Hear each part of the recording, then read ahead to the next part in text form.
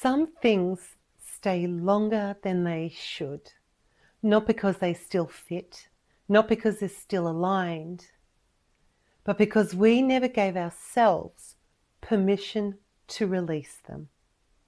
Roles, patterns, relationships, identities, sometimes even dreams. We hold on because they once meant something, because they once protected us, because they once gave us direction, because they once made us feel needed. And letting go can feel like betrayal. Betrayal of who we used to be, betrayal of the people involved, betrayal of the effort we invested. So instead of releasing, we endure. We tell ourselves it's fine. We tell ourselves we're overthinking. We tell ourselves we just need to try harder. But the body knows. The body knows when something is complete. And completion is quiet. It doesn't announce itself with fireworks. It doesn't demand attention. It simply asks to be honored. Letting go doesn't mean what you carried was wrong. It means it's complete. There's a difference between something being harmful and something being finished. Not everything we release was toxic. Some things were beautiful. Some things were necessary. Some things shaped us. But necessary for one season does not mean required forever. And yet, we wait for a dramatic reason, a conflict, a collapse, a clear rupture.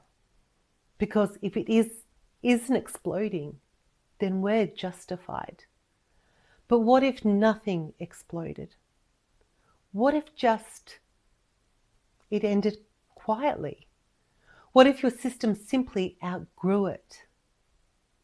You don't need a reason that makes sense to others. You don't need closure that looks dramatic. You don't need everyone to agree with your timing. You are allowed to let this go because your body knows it's time. And knowing doesn't always come with language. Sometimes it feels like fatigue. Sometimes it feels like resistance.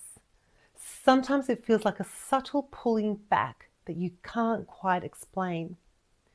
We often override that signal because staying familiar feels safer than stepping into space. But space is not emptiness. Space is possibility. Letting go is not erasing the past. It's choosing not to drag it forward.